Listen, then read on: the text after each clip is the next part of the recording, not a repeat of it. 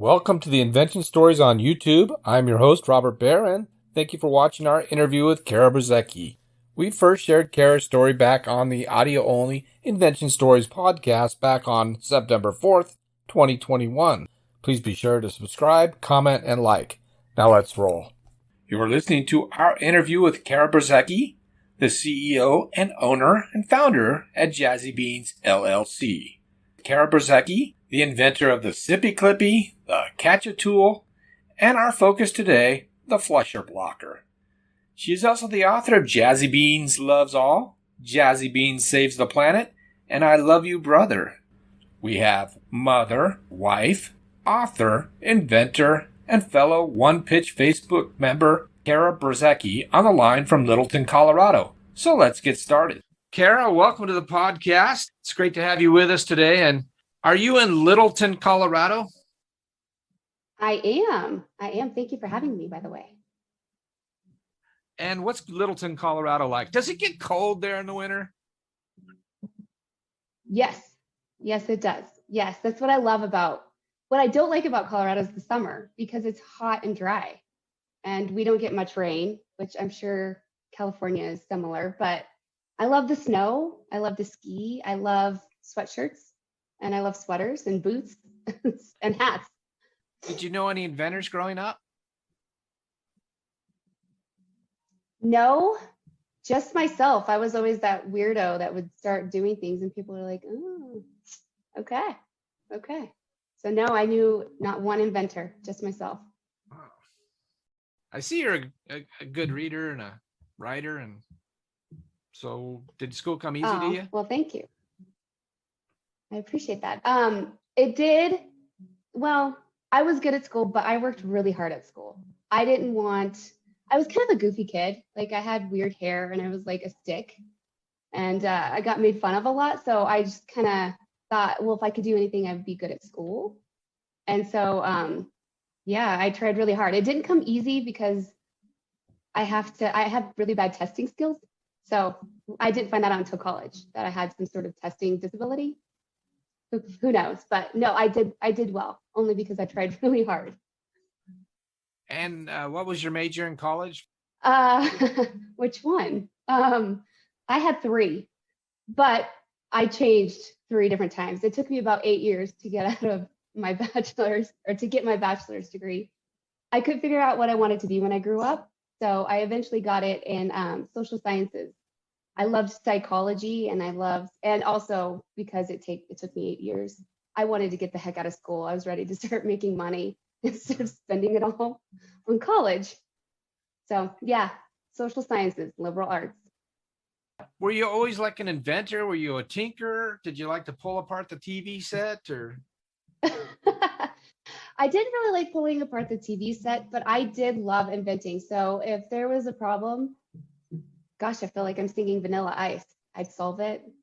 Never mind, I won't sing the song. But if there was a problem, I would try to figure out how to solve it. And when I was like 10 years old, I created these little gems and I put Velcro on the back and I would stick them to my hair so that I had like princess hair and I would wear my jewels around my hair. And I had a family member that told me, not my immediate family, that told me it was like the most stupid invention. And I was 10 and I was selling it to my friends. And I was like, geez. But it was so pretty and people loved them. And my classmates would be like, ooh, where'd you get those? I'm like, well, you could buy them for like $1. So that was my very first invention. And then actually later in life, probably when I was in college, somebody had created them. And I think they were being sold at Walmart. And it was similar to mine, but they were hair jewels that would stick in your hair. So I was like, see, I was onto something at 10. But you were just doing it for fun to be cool with your friends. And it wasn't like a money-driven endeavor for you. No, I was not cool. So I thought this would make me cooler to put something pretty in my hair. It's odd, but I think a lot of inventors tend to think of themselves as not cool. But I actually am a big fan of the inventor, and I think if you're an inventor, you're cool in my book. All right. So, Cara, what is the Flusher Blocker? It's a vinyl, removable, reusable, eco-friendly decal. that you'll stick over the sensor of the toilet so that there's no sensor. So when you sit, do whatever you need to do, it won't flush. No ghost flushing at all. And then you remove it and then you go and wash it, and you can stick it on the back of the backing it comes in or on the back of your phone. So it's just, you can reuse it for, I don't know, up to 10, 15 times, and then you will have to buy a new one. But at least it's not a Post-it note every time in the trash. If that makes sense. And how did this idea come to you? Were you having problems with the toilet flushing? Well, nobody likes the ghost flushing. It's disgusting. But no, actually, it was my son. My first son had the problem where he would get really scared. He has sensory issues, so he would get really scared. But it was my second son that I decided to do something about. He would scream and cry every time he had to go to the toilet because he was terrified. So, like, holding my hand over the automatic sensor, one hand trying to wrestle him, get his pants down, put him on the toilet, do all of the things that he has to do, and then get him off and tell him to cover his ears, and then I would rip it off. And he would smile, and it was so great because he, honestly, my breaking point of why I created it is he decided to, I'm trying to put it in like the most PC way, like he messed himself in his pants because he refused to use the toilet. And I thought, that's disgusting. He's so terrified of the automatic toilet that he would rather go to the bathroom in his pants than to use it. And he was already potty trained. So that's why I was like, nope, I'm getting a better idea. And it's funny because when I first started selling it, I had a lot of men come up to me and they're like, this is great. I hate the automatic toilet. So I sold it to mostly men there for a while. And then women don't like the ghost flushing. And then moms, usually for their kids, and especially sensory kids who have noise issues are they're one of my biggest clients. How do you know what kind of material to make it out of, or how did you come to decide on what material to use? What is it currently made of again? It's like a vinyl, kind of like bumper stickers, but like where you can stick it on a flat glass surface and it'll stay, and then you can remove it and it's not going to stick to anything else. So it's able to be washed. You can wash it, which was a big thing for me because I wanted it to be reused. So, and also if you're sticking on a toilet and then sticking it on your phone, like you want some soap and water and it still works. But yeah, it's kind of like kind of bumper sticker. Trying to think of what else you would use this application for. But that's how I figured it out. It needed to be sticky for like a smooth surface, but to be able to be washed and sanitary. So that's kind of what I came up with. I was thinking that, yeah, once you use it, then I don't know. I mean, everybody's got a different tolerance towards germs, but I could also see somebody say, well, I don't want to take that back. And have you thought about like a disposable one or anything? Something that can flush down the toilet? There's something like that. I don't think it's on the market, but there's a patent for that. I read all about it. I've thought about it. It would need to be, I don't like chemistry. That was part of my major, one of my majors in college, and I am so bad at it. Literally got an F. So I hate chemistry, and I don't want to I like to do the work that I can understand. So if it's going to take more, it's not worth it. You can do it. You can take the idea. All right. Okay. And where are you manufacturing them at? They are manufactured in China. So it was my least expensive way. I like doing things here in the United States, but yeah, it was, and I actually have a great manufacturer. I made sure that they were all on the up and up because I'm a huge fan of fair wages and labor that's right. I don't want to support something that I don't believe in. So I made sure that this manufacturer was good to their employees and that they were kind and that they had fair wages. Otherwise, I wouldn't do business with them. So from what I know, they are like that. How'd you find them? I found them through, I think the guy I ended up picking, I think he was through Alibaba. Is how and then I did some more research and then ended up going with him. There was I'm sure you've been on Alibaba, but there's just like a bazillion people that could do what you need to do. And it's just like, how do you know? So I went with my instincts and kind of the background and the searching after I found him, went that route. And how is the delivery? Do you have to order like 5,000 of them at a time, or is there a minimum? Yes. Yes, there is a minimum. So my MOQ is 1,000, but it's so much cheaper to go that route. And because of the product that I use, it's pretty inexpensive. Like honestly, the profit margin is about 70, I think it's 75, 80%. So I only sell them for $6, but I make the profit on that is really good. So I know they're not expensive, but in volume, it works. You decided not to patent this. Is that correct? Yes. And how did you come to that conclusion? Take us through what happened.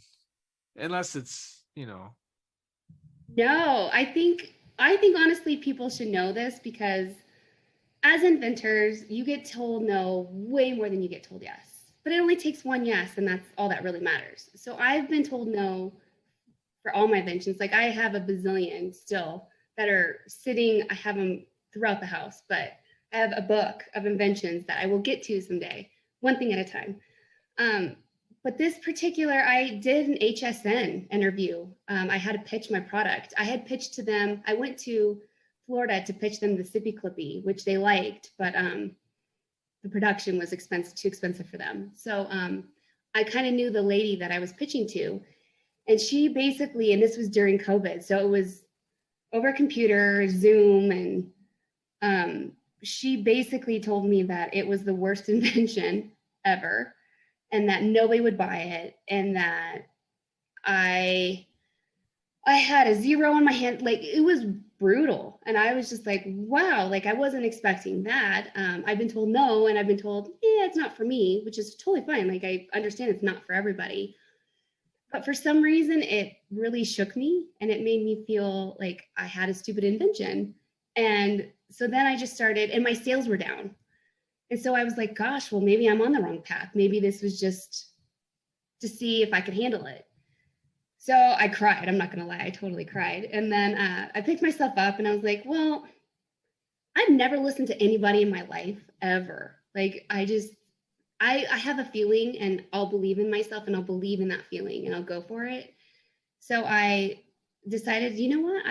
I appreciate her. I appreciate her honesty, honestly. And I really like this lady and I really respect her, but I wasn't going to let her stand in my way. But because I did get down on myself, had a pity party a little bit, I'm not going to lie, I let my patent pending status go.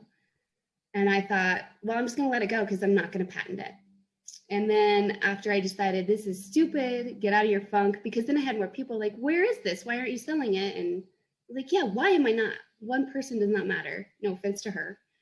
So that's why it's not patented. I missed my little round because you have a year after you put it in to patent pending status. So I filed my provisional and then I had a year to get my non-provisional in. And I started working on my non-provisional, had the interview, and then said, well, I suck. This sucks. We're done. And let it go.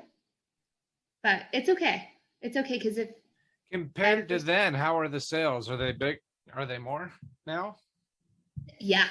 Since the pandemic it's not ended, but since we're able to go back to a semi-normal lifestyle, people are back on the website and ordering because they're traveling more.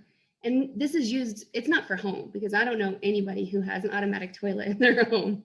But if they do, cool. But it's used for public, like airplanes is huge. We just went traveling recently and had to use the flusher blocker. And it's just, and I actually thought about like sitting at the airport and just like passing them out. Like, hey, will you try this? Do you like it? Write a review. Like, here's the info. And then we ran out of time at the airport because it's the airport. So, but yes, my sales did pick up. And honestly, I don't think people know that I had that interview with her because it's not a public known thing that I have. And it wasn't an interview. It was a pitch, like straight up bad pitch. That's okay. So that sort of sounds like a guerrilla marketing tactic, which I fully endorse. I mean, you're not hurting, you're giving them, I mean, maybe the security guards maybe don't want you passing stuff out there, but they might say, hey, go outside or whatever. But that's actually, I think as far as marketing, that sounds really smart. I mean, you could do that from where you're at. But what do I know, right? No, you know a ton. But how do you market? How do you get the word out there? I mean, social media, I assume. Yes, social media. To be honest with you, when the pandemic hit and I decided to take my store off, you can still get onto my website and it directs you to my Etsy web store or website.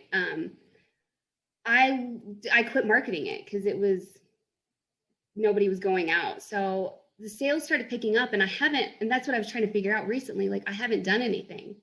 How are people finding me? I'm still onto that. I'm still trying to figure that out so that I can maximize that marketing tactic because I don't know. They're going to Etsy and it gives you some insight, but it doesn't tell you like how. And I've thought about asking my customers, excuse me, but I thought they might be like, really, lady? Why are you asking me how I found you? You should know that. But yeah, we'll see. I might actually ask them. We'll see. How many different options are there? Are there different colors? There's 5 different options. And one option's the one that I sell the most. It's got, it's like a space. It's white with moons and space guys on it. And that's the one that people love for some reason. I don't know. It's not the one that I advertise the most on my website. So maybe I need to switch that now that I'm talking to you. You're giving me ideas. I see that you're in the One Pitch with Jared and Karina Facebook group that I'm in with you. How you like the group? I actually love this group. It's so funny because Karina and I are friends. She moved from California to Highlands Ranch recently, well, a couple years ago. And she was like, I don't have any friends. I'm like, I live there. And we met and we hit it off. And I don't know, I love hanging out with her. Her boys are really close to my boys' age. So we have so much in common.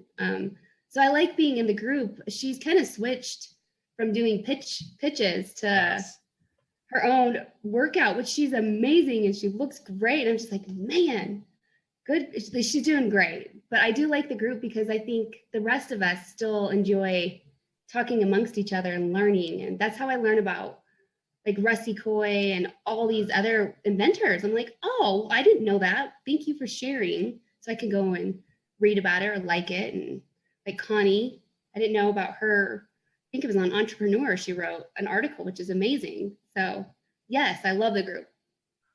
Thanks. We also just interviewed and shared her story last or the time before. I listened. That's how I met the guy who is licensing the Sippy Clippy. I went to a licensing convention. I met him sitting outside because I was exhausted from walking. I literally sat on a bench. He sat on a bench. He's like, you here for the convention? I was like, yeah. He's like, me too. What'd you invent? I went through my pitch. What'd you invent? Cool. I'm really interested in yours. And we kept in touch. Like, that's how it should go. Like you meet people on a deep personal level because you care about the other person. It's not just the product. So I love the licensing convention and I learned a ton. But what I learned the most was sitting outside talking with my potential licensee. Yeah, licensee. So I love this stuff. Where was that convention held at? Was that Las Vegas or? Yes. Yeah. So it's multi-purpose to go there, right? I mean, Las Vegas, but also learning experience. What about getting your product into Ace Hardware's, Home Depot's? Yeah, that's a great question. I actually, right before the pandemic, of course, I went and pitched to Home Depot and they loved it. So I had another pitch with the head honcho and then the pandemic hit and he quit. So I was like, I have to start all over, like find a new guy to get me into the new guy. So I'm not back at level 1.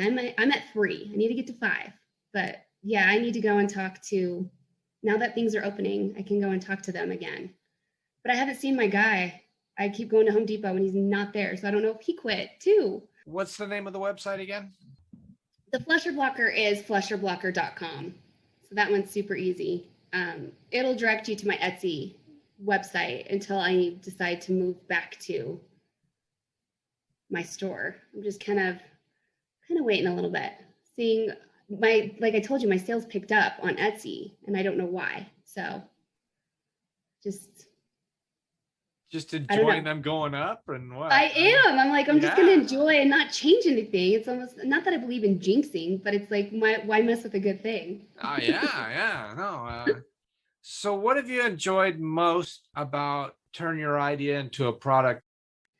The creation of it, like having this I think it's great idea, these great ideas in your head and just like putting it on paper and then like seeing the full product.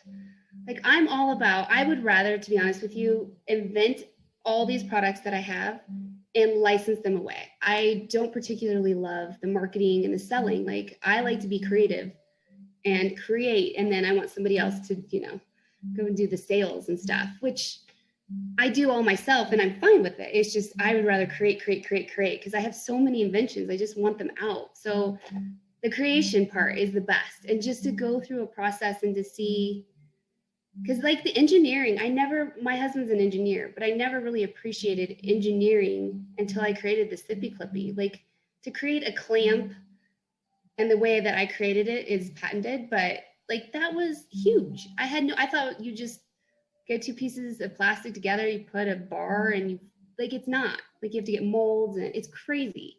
I just love that. I love to learn. So the fact that I could create and learn during the whole process is my favorite, and seeing that final product, that's fun. What did you find to be a real waste of your time? What should inventors avoid? Oh, sometimes depending on your product, it would be a patent. Like I'm cool now with like the flusher blocker not being patented. It's cool. But wasting time, gosh, that's a hard one because I kind of feel like all my time, everything happened for a reason. So all the time that I spent on trying to find an engineer or trying to find whatever I needed to find was time that wasn't wasted because I learned something from it. And it made me realize this is the next, I can go from point A to point B way quicker now. So it was a learning process. So I don't think it was ever wasted. So that's a hard question. But I would tell inventors to be careful with the patent because like my flusher blocker, I think, yeah, it could have been patented. I had the provisional. Doesn't mean it would have been patented, but it would have been a lot of money for such a small product and people can rip it off. Like if they're going to want to rip it off, they're going to. So I think just be careful with the patents. Patents are great. Like for my Sippy Clippy, that has to be patented. But for other items, not necessarily. All right. Jazzy Beans. So you're a writer. You're published, right? Yeah.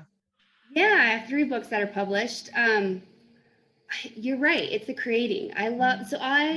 Everything in my life becomes a story. So we had a weird incident yesterday, a confrontation out at the park right where I live at, and I turned it into this story in my mind of what could have happened after this scenario happened. So like my entire life is always like, ooh, this is a great story, and how can I write it? Which is kind of weird, but my brain just doesn't stop anyway.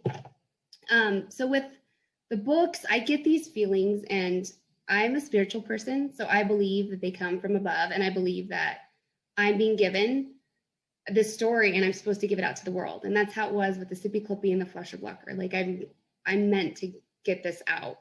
So whether or not I have confidence, it doesn't matter because it's not what I'm supposed to do. Like what I think I'm supposed to do. It's what I am supposed to do. So, and the worst thing that can ever happen in life though, like if somebody hates it, they just hate it.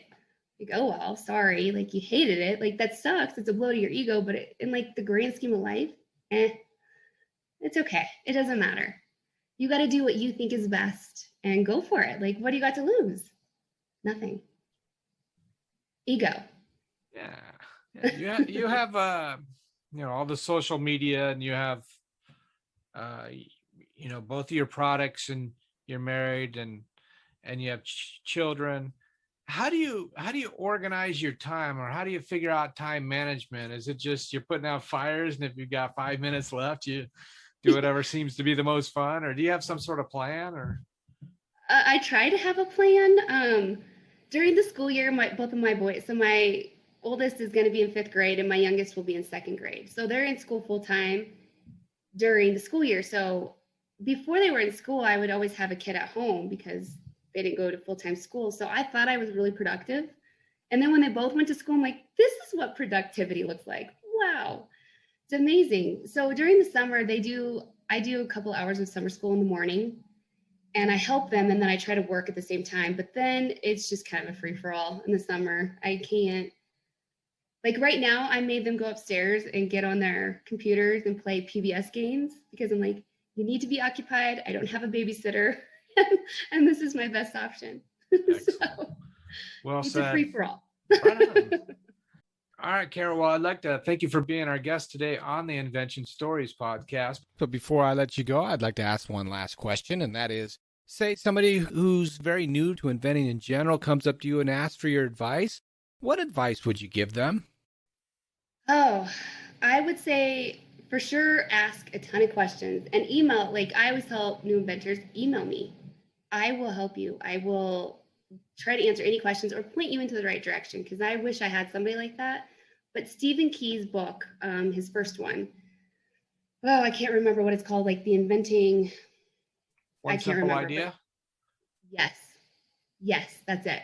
That book was a big deal for me. I read that within like 2 days, front to back.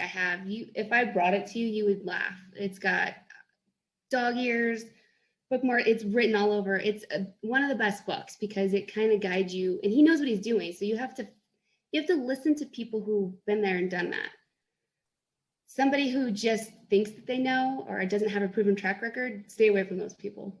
But Stephen Key, like he was my go-to man. I seriously kind of feel like I know him because I'm like, and I follow him on all social media. So I'm really not a stalker. I just think that he's very smart and intelligent and he knew what to do. So that book would be my first. And then if it is a patentable item, then I would definitely get that NOLO patent book. It's like a $36 book, but it's huge. And it teaches you how to buy or how to patent your own patent your own product, which is what I ended up doing with my Sippy Clippy. So like, yeah. And you have to get and read Invention Stories by Robert. Because those actually are fun and you learn so much from other inventors. Always. Anything you'd like to add? I don't know. I know I say this often, but life is so short. And if you don't go for your dreams, like you don't know what's going to happen tomorrow. At the end of my emails, it says, live today to the fullest, tomorrow's not promised. And I try to live like that because you have nothing to lose in life. Like if you just go for it, be careful with your money, of course. Like don't just like throw all your money into something. Like be smart, but go for it and see what happens. You just never know what'll happen. Just go for it.